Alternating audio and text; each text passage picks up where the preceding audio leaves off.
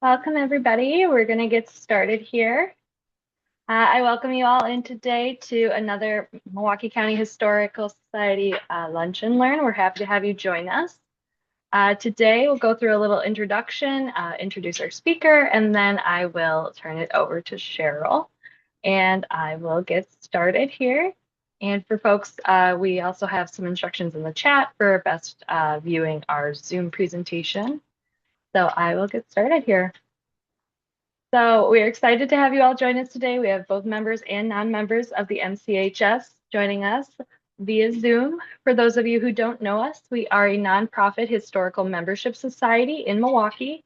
The mission of the MCHS is to recognize and preserve our local history. In promoting a greater appreciation for Milwaukee County's heritage, the Historical Society hopes to develop a better understanding of the issues and challenges facing Milwaukee County today. The MCHS Museum and Research Center is located on Dr. Martin Luther King Jr. Drive in downtown Milwaukee. Through our Lunch and Learn virtual program series, we hope to bring the MCHS to your home by diving into a variety of topics centered on Milwaukee history and culture. Today's program is Reviving Our Waterways with Cheryl Nen of the Milwaukee Riverkeepers. And my name is Olivia Hoff, MCHS Programs Manager, and I will be hosting today's program. Before we get started, a few notes on using Zoom. Please keep your microphone muted. You can mute yourself by clicking the microphone button in the bottom left of your screen. There should be a red slash through the microphone. If you have a question, write your question in the chat. And when writing in the chat, be sure to select everyone as a recipient. At the end of the program, we will have a question and answer session, and we'll try to get through as many questions as we can. Also, this program is being recorded for MCH members and community participants who are unable to attend. If you do not want your likeness to be recorded, please turn off your camera. For best viewing, please click the view button in the upper right hand of your screen. Had to get my coordinates down to turn your speaker view. So that'll give you that focused view. Lastly, if you are having tech issues, please let me know in the chat and I'll help you as best I can. And with that, I am going to introduce our speaker today. Before joining Milwaukee Riverkeeper, Cheryl worked on environmental and forestry projects with the U.S. Forest Service, Michigan Department of Natural Resources, the Michigan Department of Agriculture, and the New York City Department of Parks and Recreation. She also served as Peace Corps volunteer in Ecuador and Honduras, supporting environmental education and post-Hurricane Mitch reforestation efforts. As a riverkeeper, Cheryl identifies and addresses pollution in Milwaukee's rivers, leads water quality monitoring and restoration projects in Milwaukee, and advances collaborative watershed solutions. She serves on the board of the Waterkeeper Alliance and holds leadership roles with the Southeastern Wisconsin Watershed Trust. And Cheryl earned a BS from the University of Illinois and an MS from the University of Michigan School of Natural Resources and Environment. So with that, I will turn it over to Cheryl.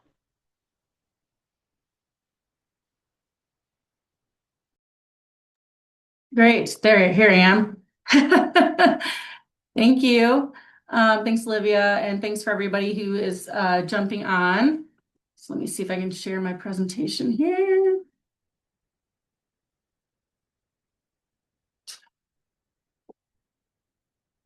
Are you seeing what I'm seeing? Okay. You guys are seeing my presentation, yes? Yes, we are. Great. Okay.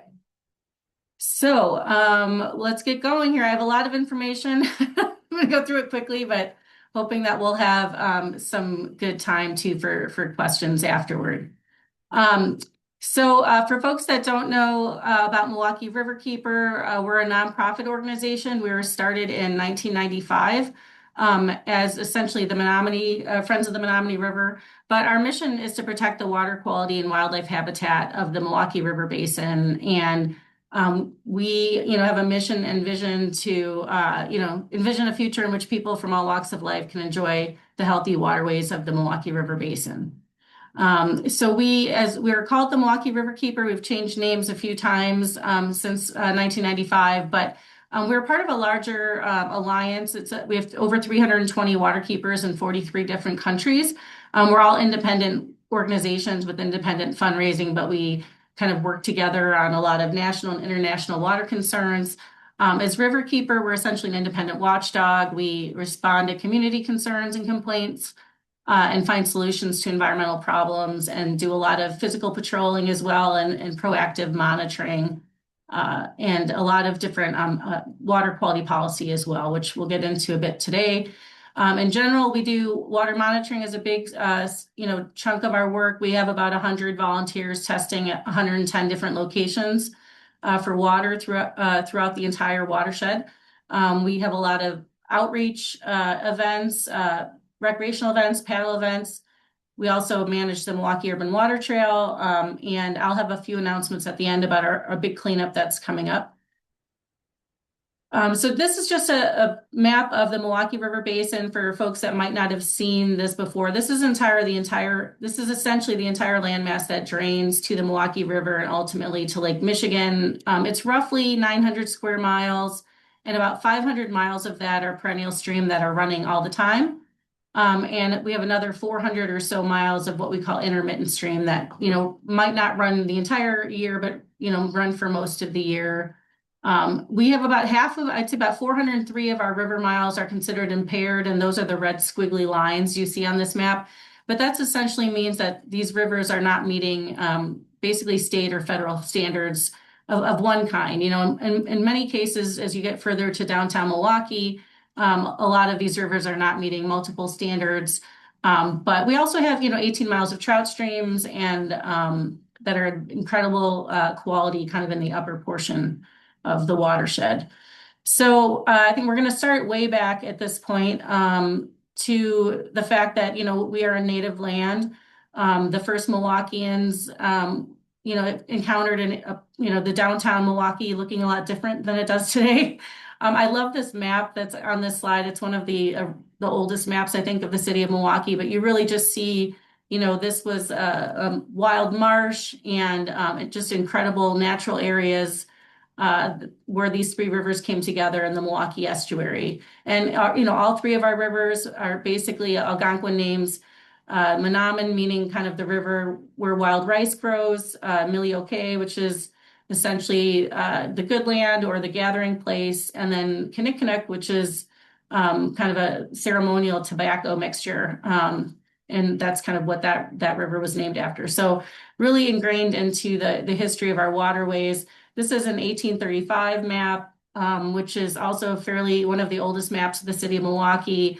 And hopefully you can see my cursor, but what we know, let me go back here. What we know today, where the river meets the lake and kind of the home bridge is roughly in this location where I'm moving my cursor. Originally, the river entered Lake Michigan much further south, kind of at the point of what we call our turning basin today. And I'll show some folks that. But here you can really see, Juneautown and Kilburn Town and Walker's Point, the very early kind of neighborhood, so to speak, for city of Milwaukee. And again, this is an 1835 map. I really love this. This was a UWM project a few years ago through their EJ lab, but they looked at kind of over time how the waterways changed. And, you can really tell, for example, that these first couple maps, the city of Milwaukee was kind of founded between these two. So between 1836 and 1848, it was actually founded in 1846. But, you can see here that, we're kind of going from what the natural condition was to more and more urban. In this map from 1870, you can see the actual, what we call the straight cut, which is where the Milwaukee River now, meets Lake Michigan. And you can kind of see Jones Island in here. That straight cut went in around 1857. And then you can just kind of see over since that time, and even to the 80s, just how we've continued to develop and really alter our waterways.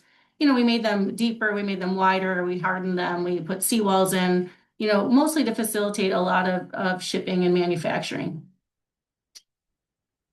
Oops. Move this over, okay.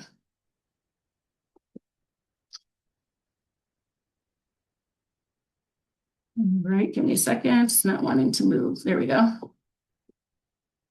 Now it's moving. Okay.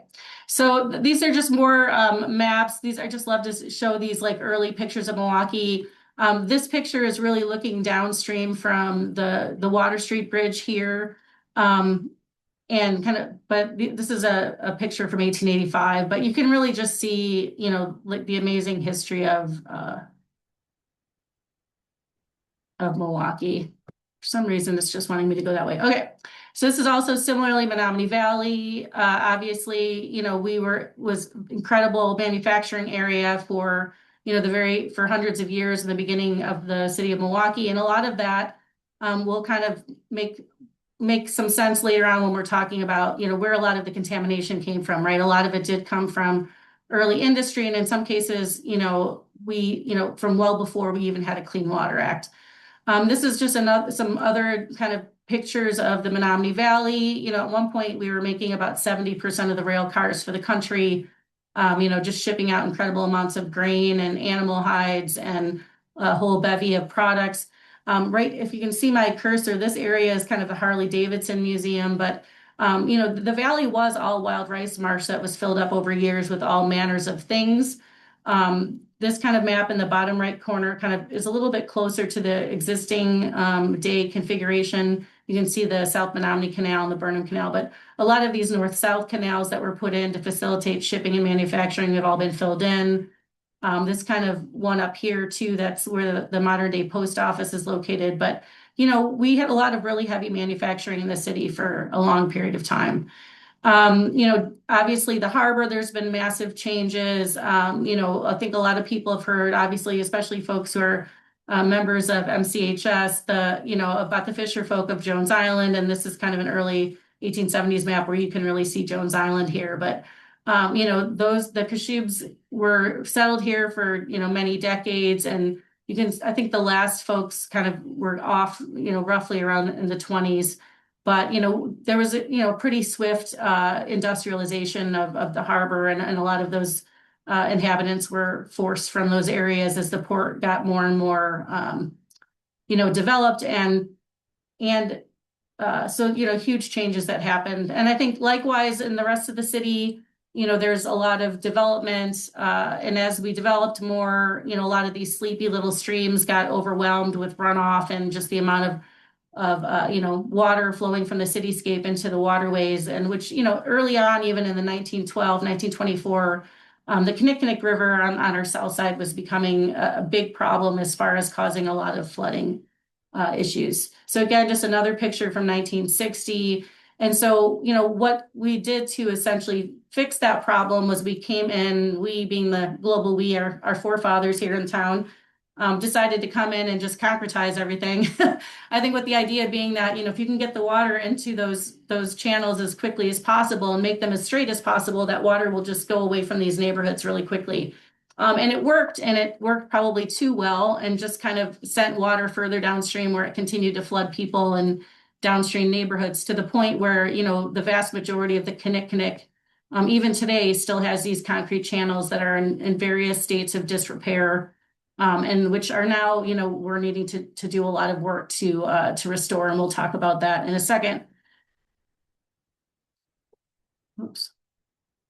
And so, in addition to just like the flooding problems, clearly when you're concretizing everything, sending a lot of runoff to the waterways, we also get a lot of water quality problems, and so that has been another issue. A lot of different parts of the waterways. This is like the early 20s. I love these pictures, but this is just showing some of the areas upstream of the North Avenue Dam on the Milwaukee River, and just the fact that, even early on, people were really using the rivers, which is awesome to see. But a lot of this was in place because there was a dam downstream that created a lake-like environment. And that dam was causing some other water quality issues as well. So here's a picture of the dam. The first dam on North Avenue at the location of the dam probably was 1835. We know it was creating power for a lot of milling and factory purposes. And the mill race here, which is kind of shown on this illustration from a Library of Congress drawing, was later filled in and became Commerce Street.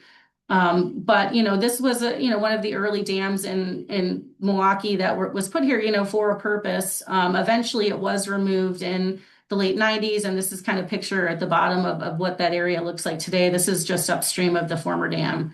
But there's a lot that dam was holding water back for a long period of time. And as part of that was also, holding back a lot of contamination and trash and debris. And was basically a massive barrier to fish and aquatic wildlife movements. When North Avenue Dam was in place, there were about 4 species of fish in the downtown river. The water quality was, pretty also not so great.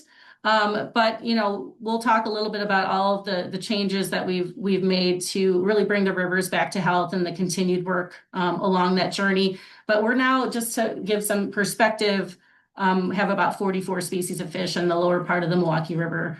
But removing the North Avenue Dam was a big change for improving the water quality, certainly through downtown Milwaukee, just because of the ability for the river to kind of heal itself and just more oxygen and more movement of water that dramatically improved the water quality.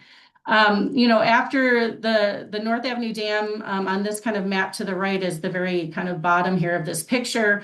A lot of the water was drained, and this will come into focus a little bit later on when I start talking a bit more about what the dredging that we need to do in this area. But, a lot of this, removing the dam created these floodplain areas. And, largely a lot of them weren't protected up until about 2010. When I first started my job, which was around 2003, there was a lot of development, a lot of folks coming in and taking trees down and forests down along the waterways. So, one of the projects that we worked on with a lot of different partners with Urban Ecology Center and the group that's now restoring lands, and many community organizations and landowners came in to essentially protect this whole area via City of Milwaukee zoning, which we're really proud of. And there's a lot of other kind of stormwater regulations, forestry regulations that have gone into place to protect this area. But, even just because the dam was removed, a lot of the contamination is still kind of remained. And so we'll kind of get into that in a little bit. But that was a huge win as far as really setting the stage in the downtown area to try to bring the rivers back to health and make sure that we're protecting those sponges and that help us from a flooding perspective. I think the Greenway in particular is very underrated as far as a massive sponge that protects the downtown city of Milwaukee when we have floods like the one we had last August. Really allowing the river to interact with that floodplain, which it can't do in a lot of other parts of the city.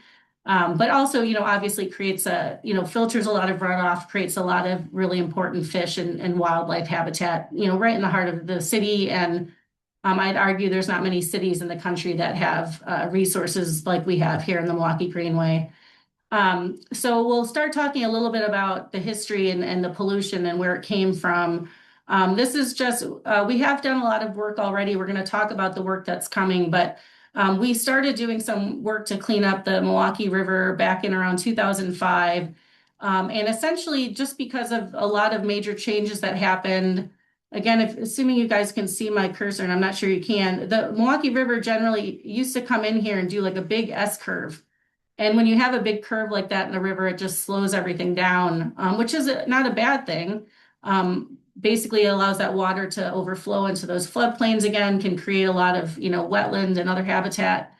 And so that's all, a real positive. But it did kind of pose a problem. And as Milwaukee was developing and wanted to develop more, that there was a lot of flooding in this area. So they came in and kind of just created what we call a straight cut here to drain the river more quickly, which did help with some of the water level issues.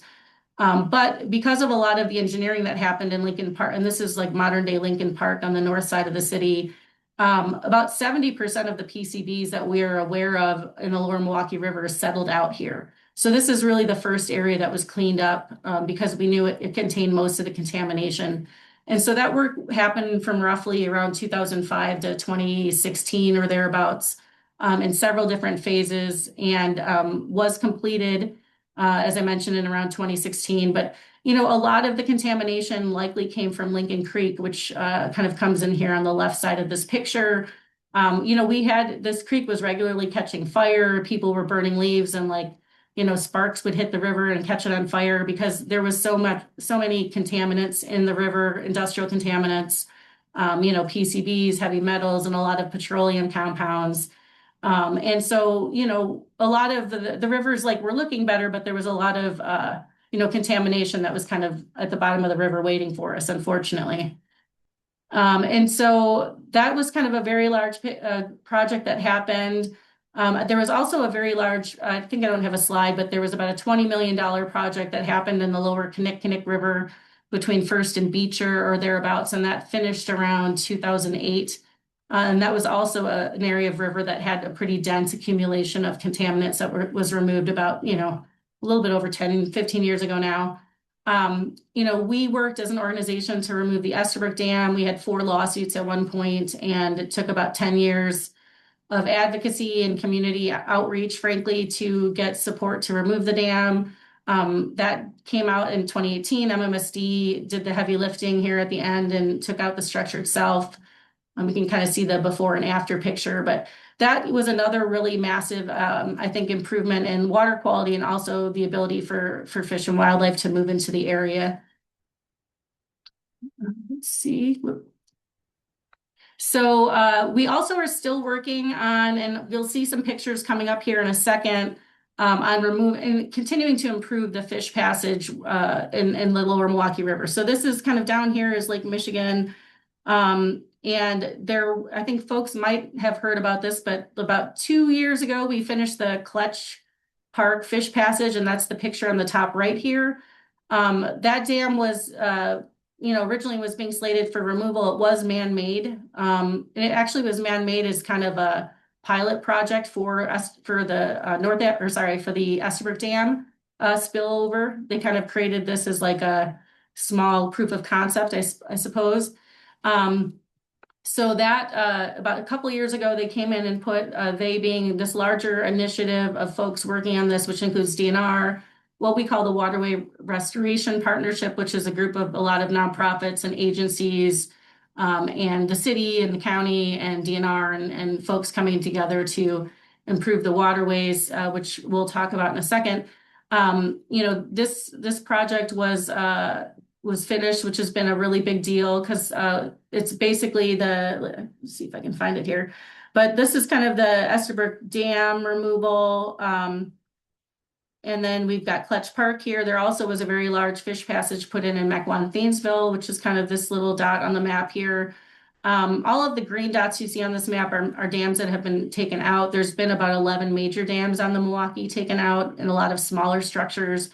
And there's still a very large one in Grafton and a couple different major dams in Sheboygan County that we're hoping we'll have out of here by, I don't know, hopefully, and I'm hoping a year, it could be a year and a half, depending on how funding shakes out. But those are kind of what those dams look like. But there's been a lot of work by DNR and obviously many other parties, Ozaukee County, to come in and remove a lot of structures, but all of the little kind of gray dots that you see in this map are still other dams that are on the landscape. So a lot of those dams were put in place, for mills, for other purposes, for agricultural ponds, for recreational ponds. Some of them will never be taken out, for different reasons.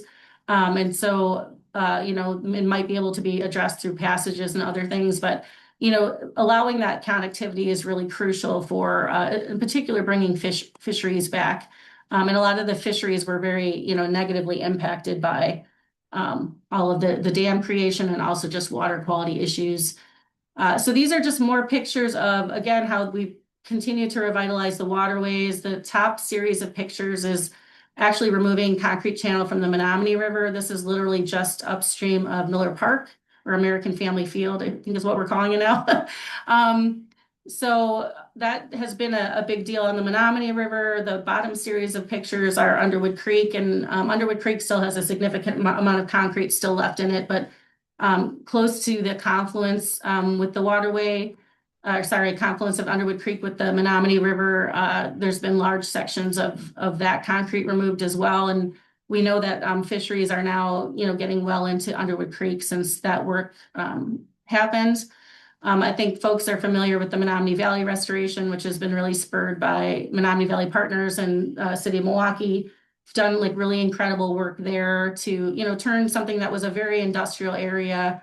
From the very beginning of our city, I showed you some of those historic Menominee pictures, but There's been an incredible amount of work to restore that. It's quite complicated because a lot of like you see, like this is actually a visual of what the design was, which is pretty close to what actually was built.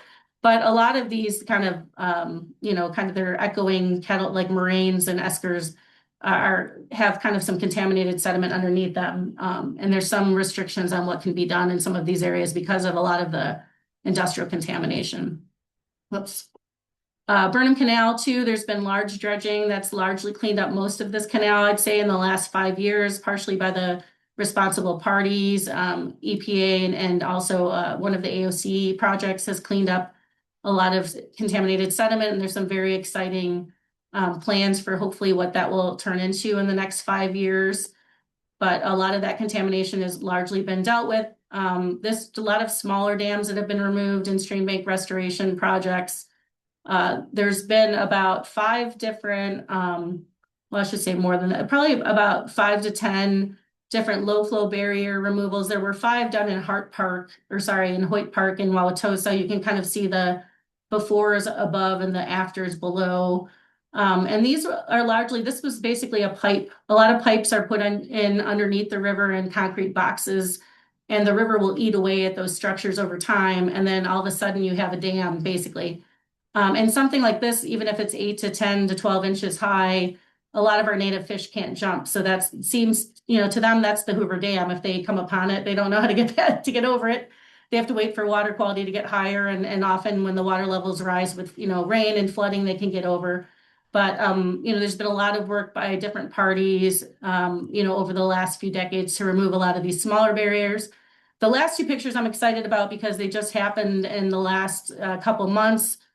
This was a golf course bridge at Curry Park, which is in the Menominee River, and kind of just south of Capitol Drive. And basically there's a pedestrian bridge upstream and downstream from here, but it's always been like a big barrier for boaters, unless the waters are high enough for you to go over it. And was a massive kind of fish passage barrier, especially during kind of lower river flows. So that was finally taken out a couple months ago, and this is kind of the after pictures, still a bit snowy. And I think folks too have probably heard of a lot of the Kinnickinnic River flood management work that's been underway for quite a long time. We've been planning it for several decades. There's been large parts of concrete already removed. This is a section that's kind of from 6th Street to where the I-94 goes over the Kinnickinnic River on the south side. This is what it used to look like. This is what it was looked like right after the removal in 2012. And again, this is a picture from 2019. So there's already been a little bit of concrete removed. MMSD also came in about, I think, 5 years or so ago and removed a chunk of concrete in Pulaski Park, which is roughly around like upstream of 13th Street. And so some of that has come out as well. There's also, we're really excited about some work that's going to be starting very soon.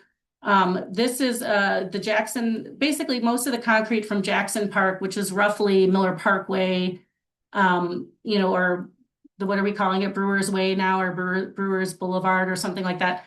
From that road all the way downstream, all of that concrete will hopefully be removed in the next 10 or so years, which is a really big deal. When I moved here in 2003, I was told to like not work in the Kinnickinnic and it wasn't worth my time and couldn't be brought back. Lots of those types of comments. And, there still are a lot of challenges. It's a very small watershed that's over 90% urban land use. And so that is a big challenge. But, there are some really exciting projects to remove the concrete. And a lot of that is for flood management, for safety, but also turning something that looks like this into an actual river again. Portions of the Kinnickinnic River in Jackson Park go underneath a soccer field and in a pipe. So all of that's going to be addressed. There's a small dam in that park as well that will be removed. And kind of this whole section between 6th and 16th Street, which MMSD has gone in here and I think purchased somewhere around 80 properties to remove them. They'll be able to come in and actually remove that concrete and restore a lot of wetlands and floodplain habitat, and also, ideally providing some places for the community to gather. And there's been decades of work and community outreach around trying to make sure these designs are informed by the public. with help from a lot of different groups and 16th Street Health Center and many others. But that's all very exciting work that has happened and is going to be happening. I also I'm checking my time here. I've got about 15, 20 minutes before I have time for questions, hopefully. But I wanted to run through really quickly our area of concern, which I think some folks might have heard about in the press. And it's a kind of a wonky word. And so it's essentially just an area that was was identified. It's a binational program from Canada and the US. And it was really a program that started in the late 1980s to identify like the most toxic parts of the Great Lakes. And so these are areas that are like worse than just urban areas, right? There are areas like Chicago as an example.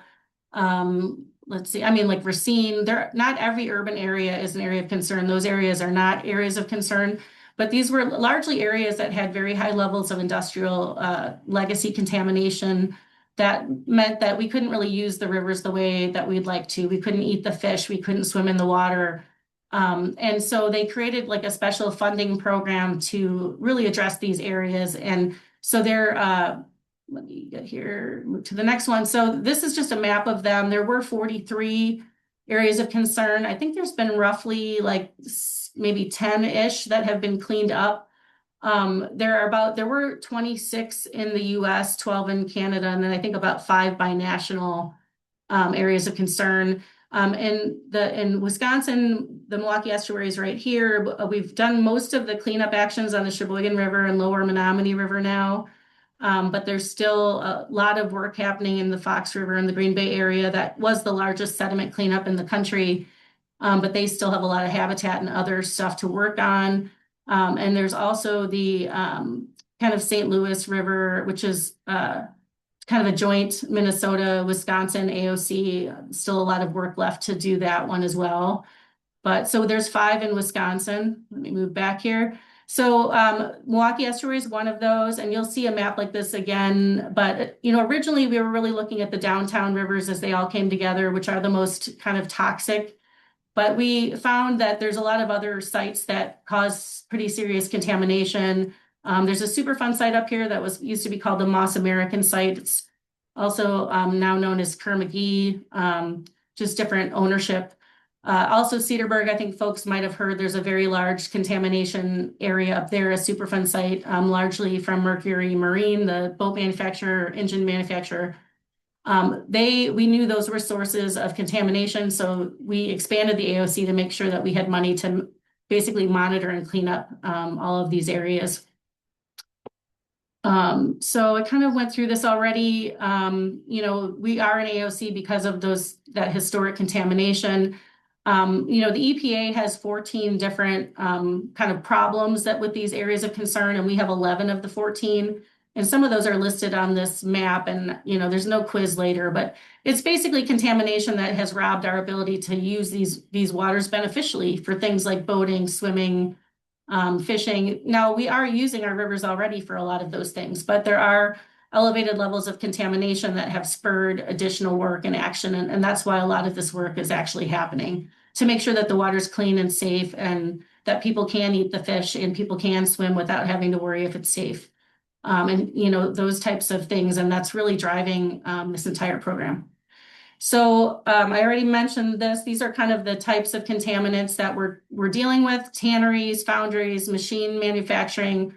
All of that happened in that lower Milwaukee River, Menominee River area. And I'd say less so on the Kinnickinnic, but certainly over there as well.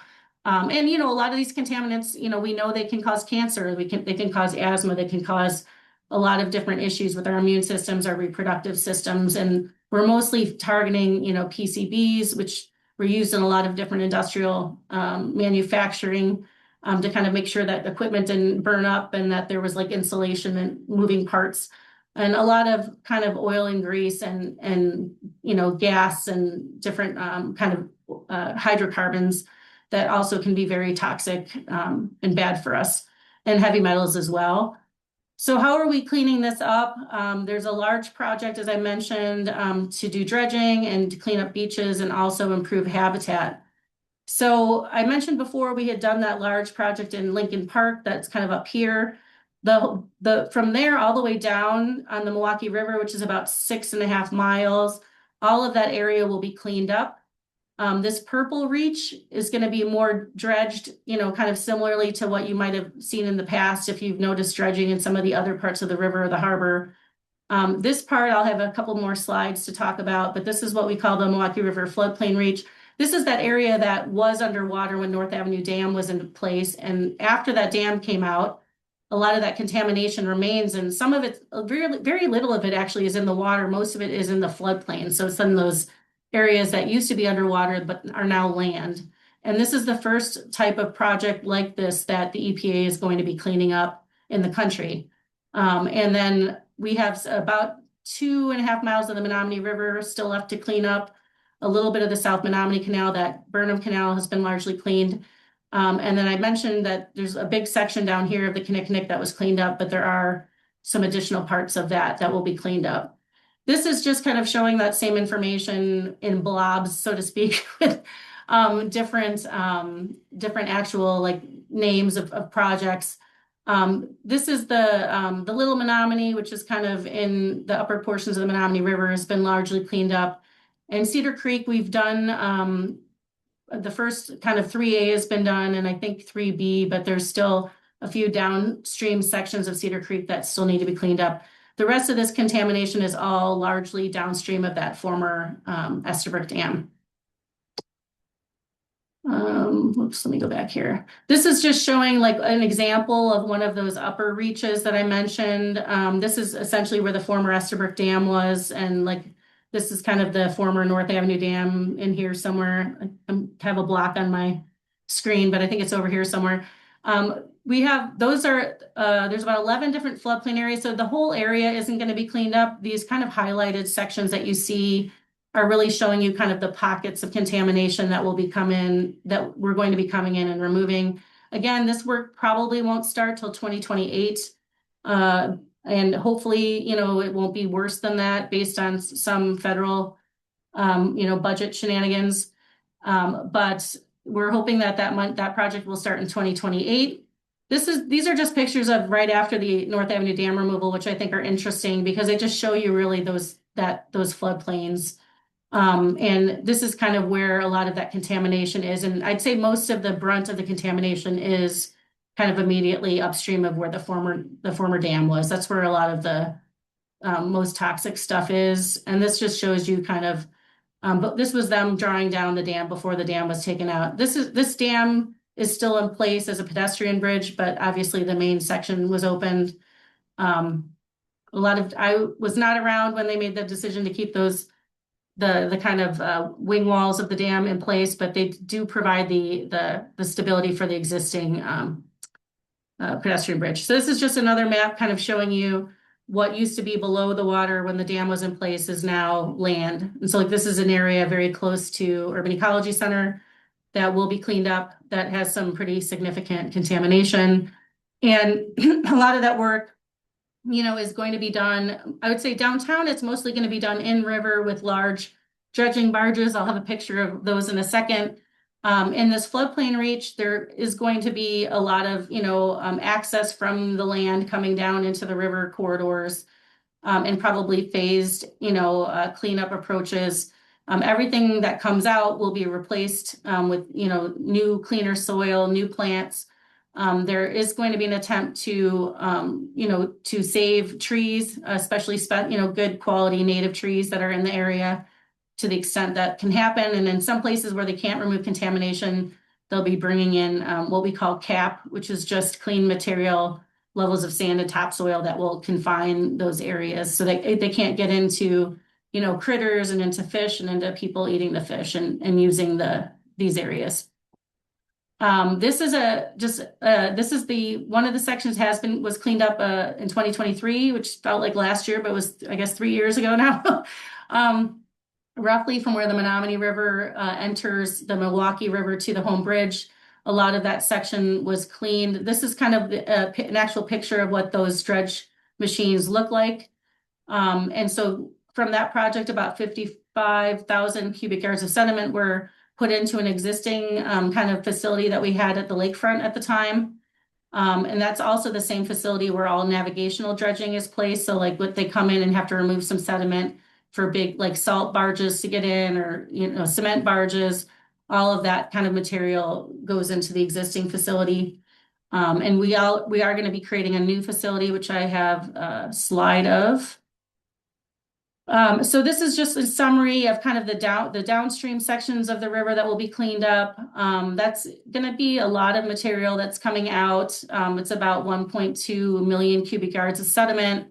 And, in a lot of areas, we won't be able to get very close to seawalls, or in areas, for example, where there's water mains or energy infrastructure, there might have to come in and do some capping in those areas. Whoops, went the wrong way. So this is just an example of, again, what that dredging equipment looks like. It's got like a cutting tool, and it literally comes in here and just sucks up contaminated stuff. And then a lot of that contaminated material is going to run through essentially pipes that will go all the way to the lake and to some containment facilities. Essentially one that's being built right now for the sole purpose of accepting a lot of the sediment from this work. So this, I kind of mentioned this before. This is just essentially they're going to come in and remove a lot of contaminated sediment. And, in place of where the sediment that's coming out, they will be replacing it with some sand and sediment caps in different areas, basically, putting in some new material so that you don't continue to have erosion of kind of what's left behind. And also just kind of trying to create some gravel and some substrate that's better for fish and aquatic life in different areas. So this is what I mentioned before. This is our existing sediment facility. In my time here. And this is where there's a new facility being built that they're calling the Dredged Material Management Facility, which again, no quiz, not expecting anyone to remember that. But this is going to basically be a permanent home for about roughly 2 million cubic yards of sediment. This construction is already happening. If you've been kind of over the Hone Bridge and kind of gone down South Lincoln Memorial, you've seen it. It's hopefully will be done by the end of this year, early next year. And it will very slowly fill up. It could be 20, 30 years for it to fill up, and eventually will become land. What that land will be, I think, is still something that we're all talking about and hoping it will be public. Whether public means park, whether public means more salt piles and asphalt tanks, that's, I think, what's left up for community discussion. But the purpose of this, there also will be a water treatment plant that will be built here to clean a lot of the water that's coming in with the sediment that's being sucked in, and to make sure that that water is very clean before it's put back into the lake. This was seen as kind of the best option versus having to send all of this material to a landfill, which would be much more expensive and also be like 200,000 truckloads of soil that would be running through the neighborhoods. Some of that will be happening, I think, close to that River West area, East Side area when the Greenway work is happening. But a lot of the sediment will just be sucked in through the river, come out through the Home Bridge, and literally come down here all by pipe. And it's a sunken pipe, so it shouldn't be inhibiting navigation either. So this is just pictures of it being constructed. This was kind of, I think, summer of last year. Oop, and this is, sorry. This is what it looks like now, where it's a double seawall, and they're coming in and putting in, different media here to create kind of a very big barrier to the lake.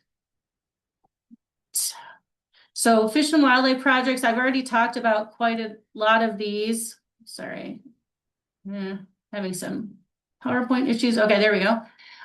So a lot of these fish and wildlife projects are largely done. A lot, like for example, the Estabrook Dam removal was a fish and wildlife habitat project.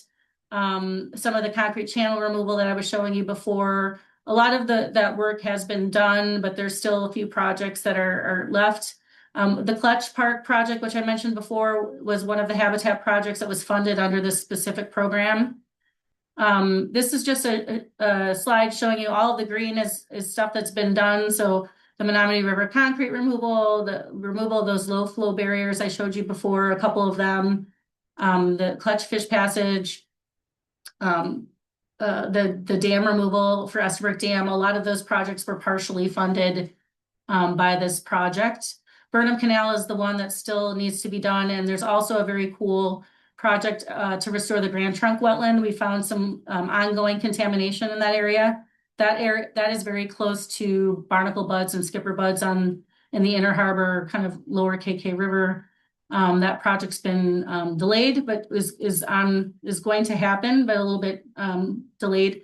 There's quite a few what we're calling fish and wildlife restoration projects. The vast majority of these are still yet to be built and are in different levels of design and planning. Let's see, whoops. So one of those projects that has been complete is the Esterbrook Falls Fish Passage. This was a remnant ledge of rock that was here from quarrying operations that happened very early in the 1900s in the Milwaukee River. We found that it was a fish passage barrier, especially to sturgeon and northern pike and other fish that don't jump and don't swim very well, to be quite honest. And so there were some modifications made to allow for fish passage. And in fact, we know that project worked because we have had sturgeon get past this even in the last few weeks, all the way up to Mequon, which is pretty exciting. Has been one of the big things that we've been talking about. I thought I had, oh, there we go. That's what it used to look like. And then this is just some pictures during construction.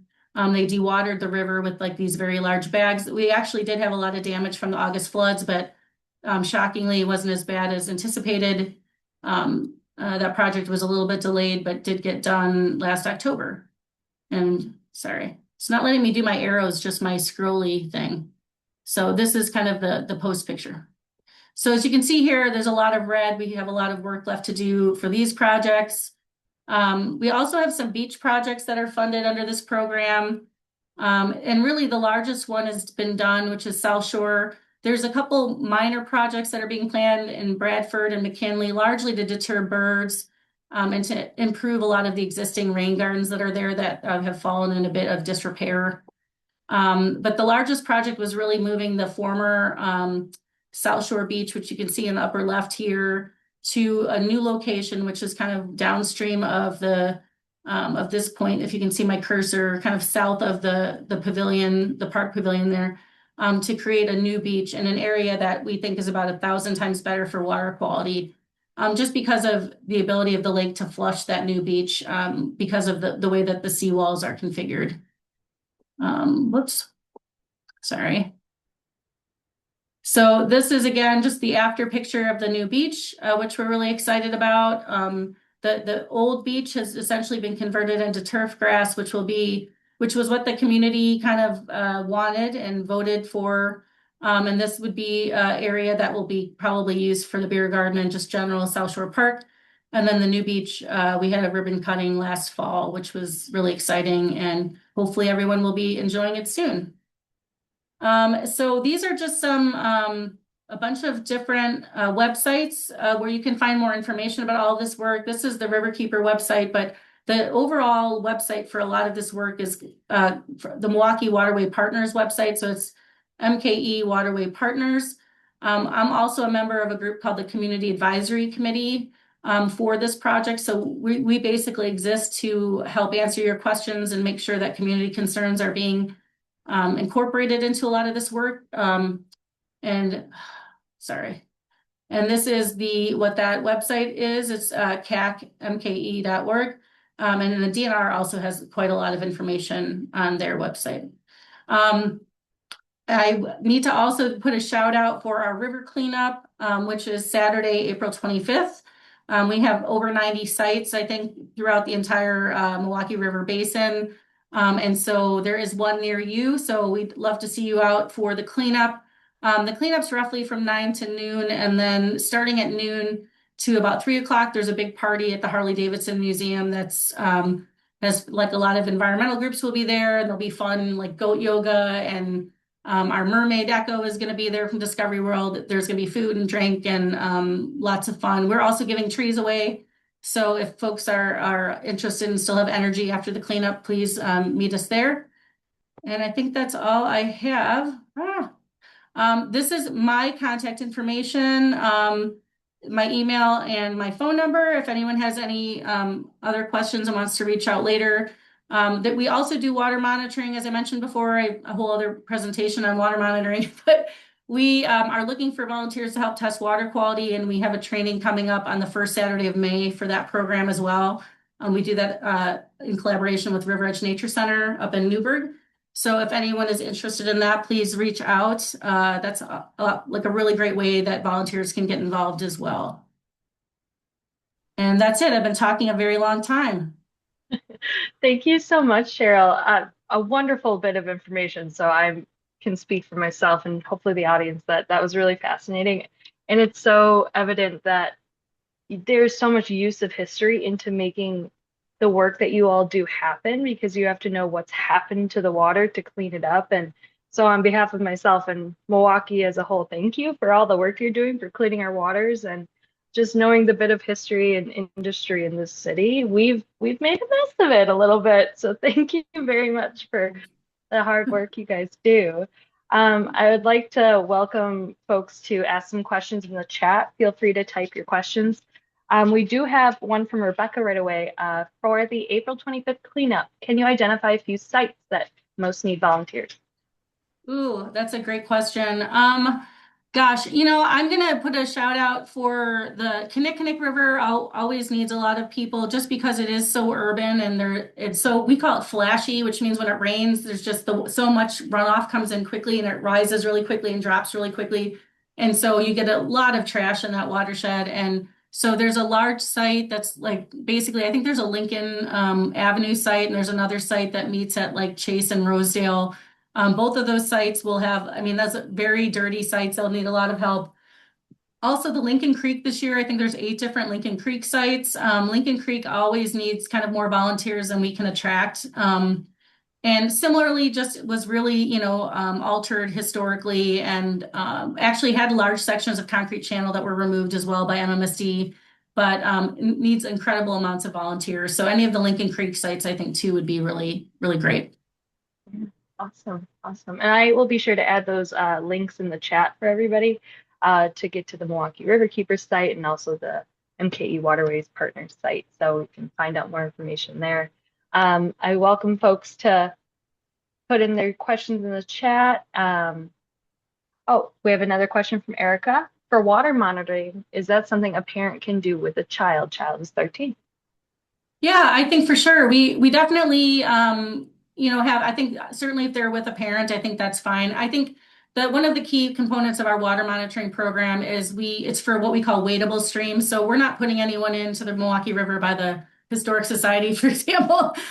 These are smaller creeks that people can easily walk in. I'd say most of the summer you can go in sandals or, chacos, which is what I do, or boots, but, or we give folks, our volunteers to hip waders. We don't give them chest waders because if the water is higher than their hip waders, they shouldn't be going into the river. So we really, safety is paramount, but I think we have a lot of people, parents with kids that have been monitoring our rivers for many years. A lot of times those kids take over at some point.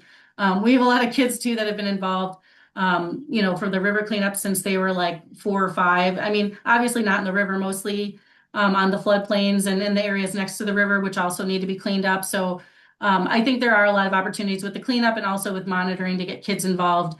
I mean, I do remember seeing kids in the Kinnickinnick River years ago. We had probably only 6, 7 inches of water, but there were kids like removing tires and stuff, and it was very fun to see. So a lot of it depends on the conditions, obviously, and the child, I'm sure, and your level of comfort having your kid in the river. But I definitely think it's a great thing to do with kids, and we do a variety of looking at different physical and chemical parameters, but we also do biological monitoring. So we teach you to look at insects in the river, and the kids generally love that. And we're looking for freshwater mussels is a big push that we're going to be doing this year. So just teaching folks how to like find them and identify them. And so I think it would be a great thing to do with a kid for sure. Speaking as a former kid who did do water testing back in Oshkosh in my hometown, nerd out in a little science club. It was a really great experience. So that's really great that you guys have kids and their parents sign up, and I had a great time doing it. So Just connecting kids with the environment is so important. Oh, yeah. I think there's so many of us, our adults included, right, who are just on our phones all the time and on a lot of Zoom calls. But really getting out there and getting connected to the waterways and to the parks and, areas next to the river, I think are so important. So Mhm. I know we have like old, like I said, old, kids of staff and volunteers and board members who like have gone into natural resource careers. One of my former interns is like the head attorney for the Vermont Natural Resources Board right now. I'm very proud of him. So, Yeah. I think it's a good gateway to get people hopefully into Mhm. environmental careers as well. Yeah, and it's just such a good thing as a citizen and a community member to care about your backyard and those waterways. And we're very lucky. Like you said, at the MCHS, we have the river right behind us and we love it very much. So us all paying tribute and getting our hands dirty and supporting is always cool. So thank you for that. Someone did ask in here if we have any weather predictions for the cleanup day on April Oh 25th. gosh, that's a tough one, Katie. I'm hoping, I'm hoping for like 72 and sunny, but we'll see. That's the dream, right? Yeah, I will say, so I've been doing this job for 23 years and I was hired on a 1-year contract, which I always say. But we have had 3 or 4 years where we had snow. A couple of the years, the snow was largely melted, so it didn't really matter. But we had one year where there was Yeah. so much snow, we couldn't even remove trash. Oh my I'm God. hoping that this year is not that way. Yeah. We've had a big warm up all of a sudden. So, and we're supposed to get a warm up, I think, coming in next week. So we're going to keep our fingers crossed and hope for the best. Yeah. Yeah. Oh wow. Snow in April. It's possible, everybody. It's possible, unfortunately, but we will not have it. Yeah, fingers crossed, no snow. Absolutely. We have some folks writing a couple questions in the chat while those pop up. I have a kind of question. I'm sure it's much longer of an answer, so feel free to paraphrase or pare down. With the floods, like you mentioned back in August, how did that hinder our progress? If so, like with the contaminants going in the water, Yeah, and did it's that a make really us more of an area of a concern? And it's a really great question. So we're still figuring that out. And Mhm. unfortunately, I think for years we've been hoping that this cleanup would have started in 2027. I think we all know there's been a lot of federal, DOGE happened and cut 25% of the EPA budget. There's been a lot of like, budgetary challenges that have slowed this work down quite a bit. The other thing I think is that the flood is a concern. I know EPA is going to be doing a lot of additional sampling this spring and summer, trying to figure out if those floods move the stuff around. We have so much, I didn't really get into it, but we've spent decades. So I've been doing this work since 2003, but it's been going on since the late 80s. And they have very good information about where all this sediment is, how deep we need to go down. Like some of the areas that were cleaned up in 2023, they went down 20 feet to remove contaminated sediment. Wow. The average is more like 4 to 8 feet, I think, is certainly in the areas that are left. And a lot of that's because the Milwaukee River historically was dredged for a lot of big ships that used to come in. But there are some areas where they're going to be going down very deep. So I think there is concern that with the flood, some of that sediment might have moved around. They're trying to get a better sense of that by doing some spot sampling. And I think a lot of that's going to be happening this spring and summer. So we'll know if we need to do more sampling before the cleanup or not. And hopefully we won't. I know like even by the North Avenue area, if people have hiked around that area recently where the former dam was, there's been massive amounts of like former armoring.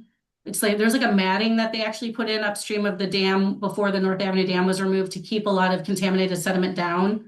A lot of that matting has like massively failed and it's been failing for years, but it's pretty crazy. Like there's whole like wooden structures that are visible that we haven't seen before.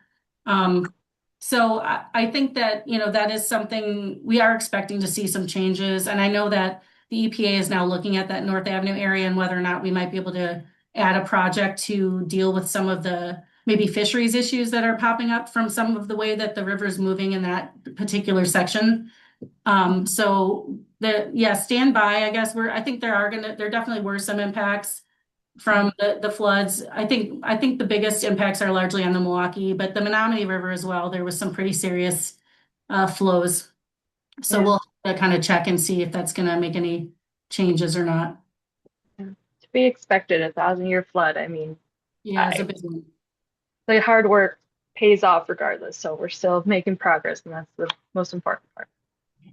We have two questions here, and then we'll wrap up from Mike. One, brief status on the efforts to reduce salt contamination in Lake Michigan. Yeah, that's a really good. So I have a whole other salt presentation if you want me back. Joking. Oh, good to know. Okay. Well, salt is a huge contaminant of concern. We have about 117 miles of river that are contaminated for salt. And we've actually found that out because of our monitoring. We have also a winter road salt monitoring program. We have volunteers that go out and help us with.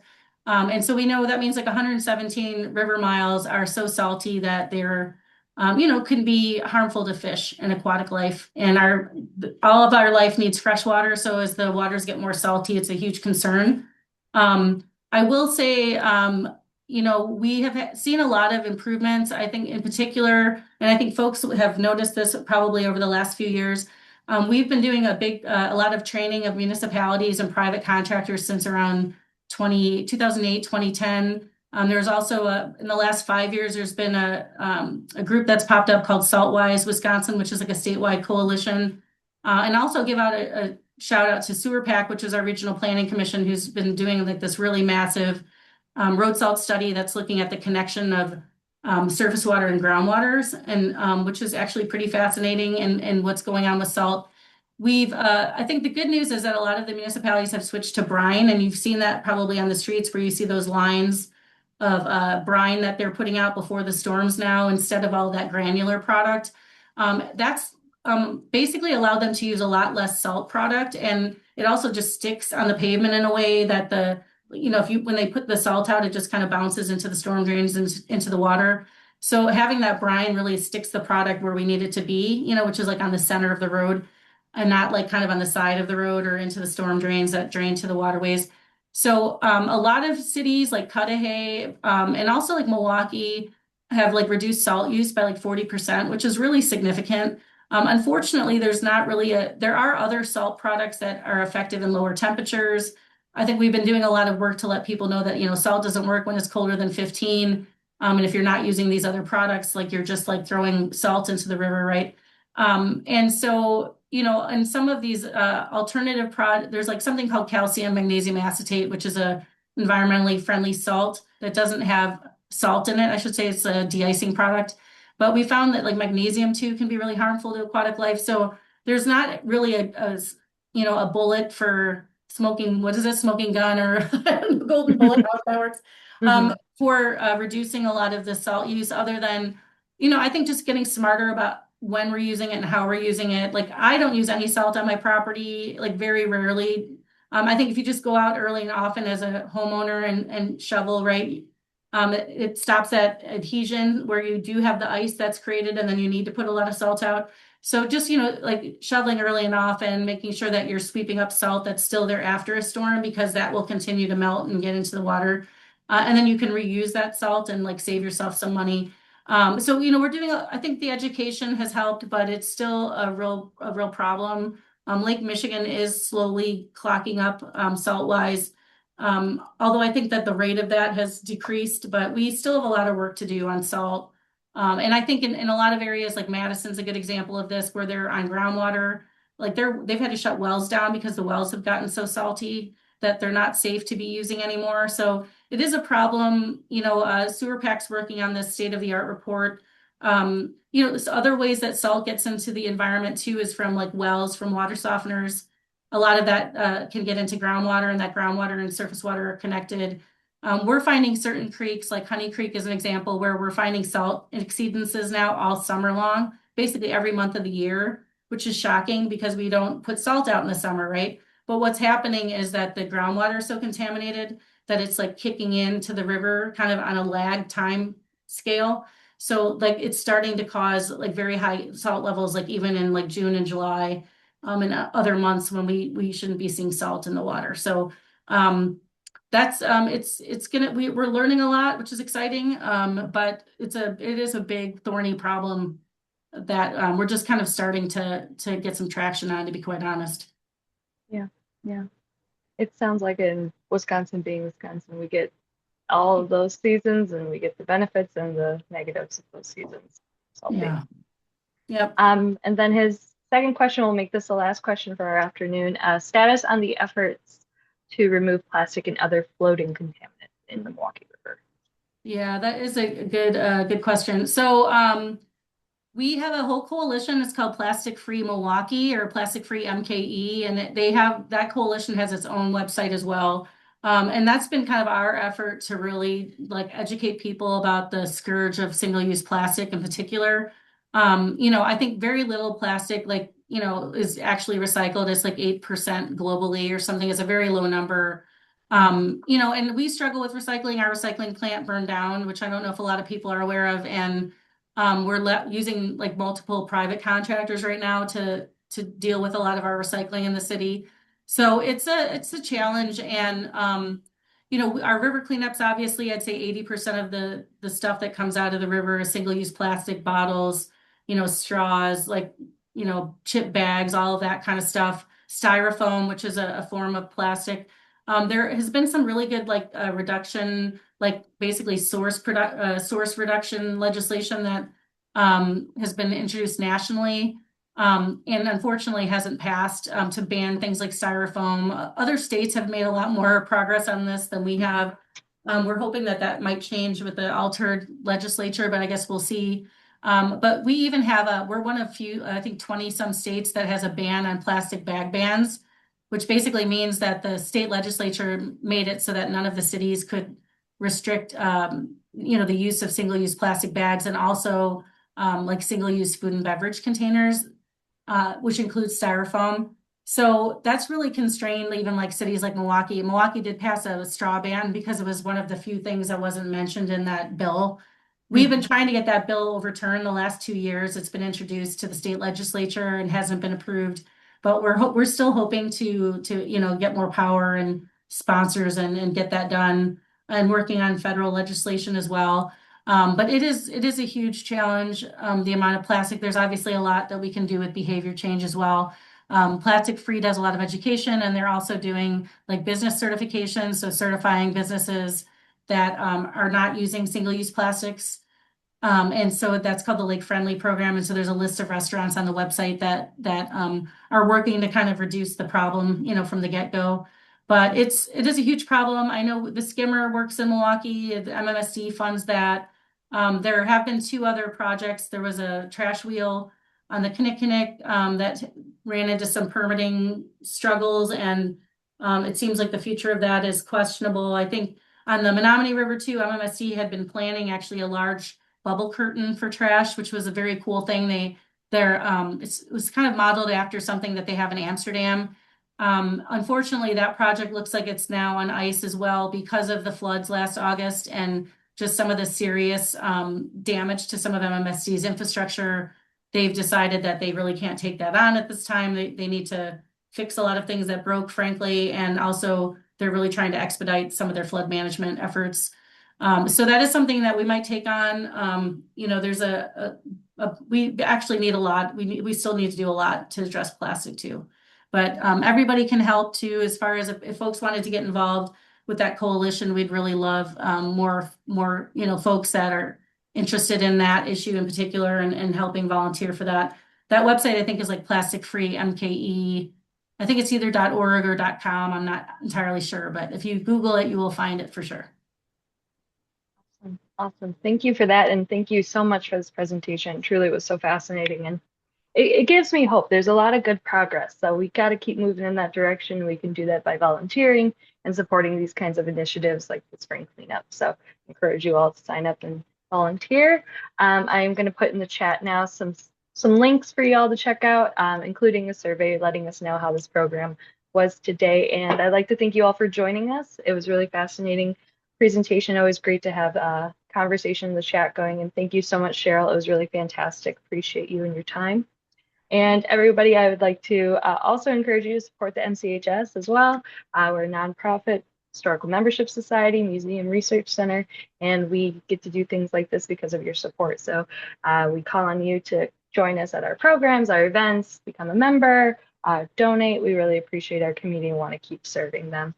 We have some great programs coming up ourselves. We have our Public Art Award. It's a free event happening next week, Wednesday, 5 to 7, and we're going to be honoring public art in Milwaukee. We have 4 finalists, and the winner is going to be chosen then by our group of jurors. So please come and join us at the museum downtown. We'd love to see you. And there'll be more great programs coming this summer, and keep an eye out for our upcoming new exhibit launching in June about the immigration history of Milwaukee. So I will see you guys all soon, and thank you so much again for joining us. Thank you again, Cheryl. Thanks for having us. Of course. Have a great day, everybody.